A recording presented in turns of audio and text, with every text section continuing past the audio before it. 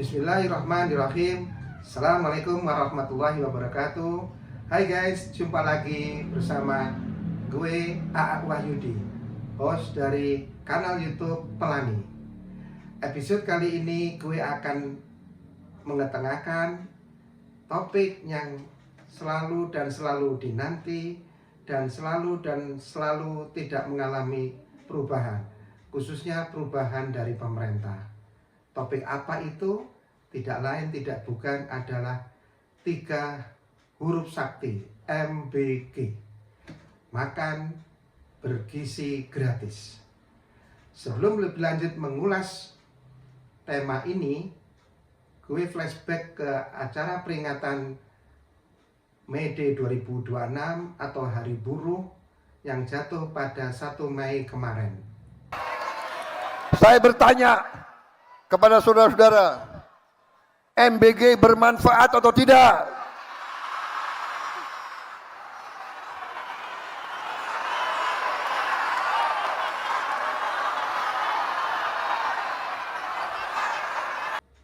Gue berpikir positif bahwa sebetulnya Presiden kita ini tahu persis bahwa MBG tidak disukai rakyat. Tapi entah apa yang ada di benak beliau tetap saja ngegas menganggap MBG perlu. Tapi sampai saat ini beliau tidak bergeming. Bahkan di suatu tayangan talkshow beliau mengatakan bahwa saya akan mempertaruhkan jabatan saya untuk mempertahankan MBG.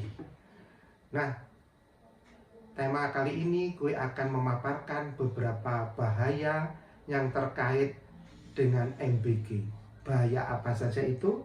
Yang pertama, sudah jelas masakan MBG tidak higienis. Semua orang tahu bahwa sudah puluhan ribu siswa sebagai target utama MBG telah mengalami keracunan setelah mengkonsumsi MBG. Ini tidak bisa dipungkiri karena keracunan terjadi di sekolah pasca mereka makan siang. Jadi tidak ada yang bisa disalahkan kecuali menu di MBG itu sendiri. Yang kedua, bahaya kedua, potensi kebocoran anggaran. Apakah ada korupsi? Kita tidak tahu, karena sepertinya aparat diam atau mendiamkan atau memang tidak peduli adanya potensi kebocoran di sini. Kita ketahui MBG punya atau mendapat alokasi APBN yang besar, yaitu 335 triliun untuk tahun anggaran 2026. Tapi ironisnya banyak hal-hal atau item-item yang bersifat non-food yang dibeli dari dana jumbo itu. Apa saja itu? Antara lain motor listrik, pembelian kaos kaki, pembelian SUM, kemudian untuk pelatihan, pembelian perangkat IT, seragam, dan sebagainya. Ini sudah tidak bisa diterima akal sehat. Karena apa? Namanya juga makanan. Harusnya makananlah yang diperbaiki. Makananlah yang harus ditingkatkan kualitasnya. Tapi nyatanya merefer pada bahaya pertama, yang terjadi adalah siswa keracunan. Kemudian bahaya ketiga, merusak kesehatan dan tatanan APBN. Apa maksudnya? Kita ketahui gegara APBN yang super jumbo ini, yang kalau dijatuhkan per hari lebih kurang 1,2 tenggo, ini menyedot anggaran dari aspek-aspek hal yang lain, antara lain pendidikan. Masih banyak hal yang tereduksi atau ketarik dananya MBG. Antara lain apa? BPJS untuk kelompok miskin yang seharusnya mereka tidak bayar, sehingga cukup datang untuk klaim kesehatan, ternyata klaim tidak bisa dibayarkan. Konon kabarnya sekarang sudah normal.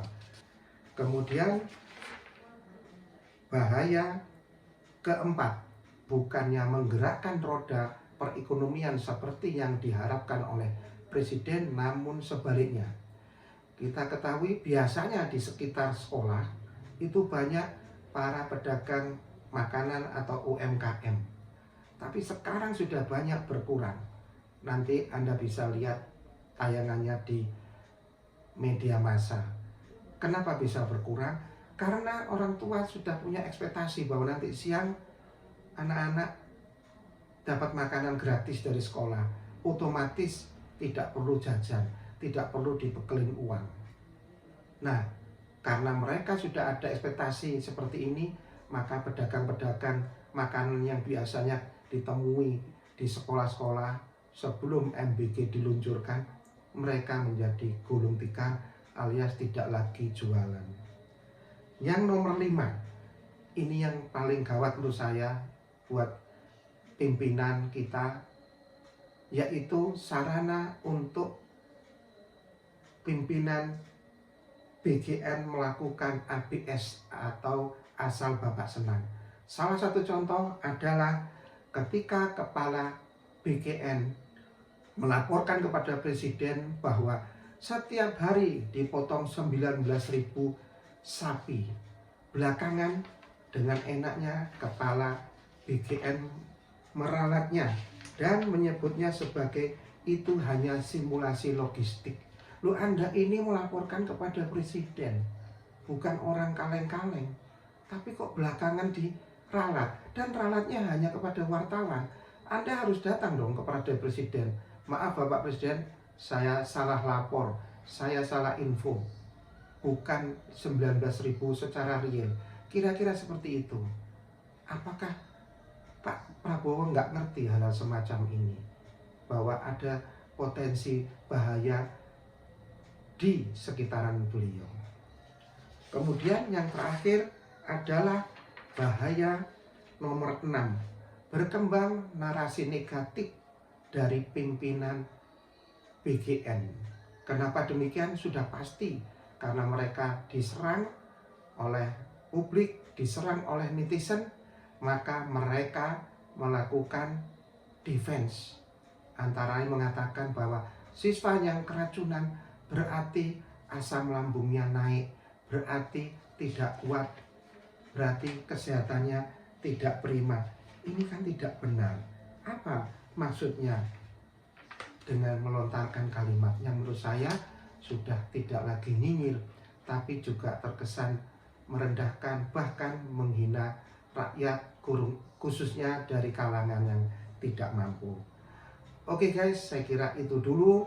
Semoga Pak Prabowo mendapat hidayah dan segera sadar bahwa teriakan para buruh pada peringatan May Day kemarin bahwa MBG tidak bermanfaat itu mencerminkan suara hati masyarakat pada keseluruhan. Terima kasih, jumpa lagi di episode yang akan datang. Wassalamualaikum.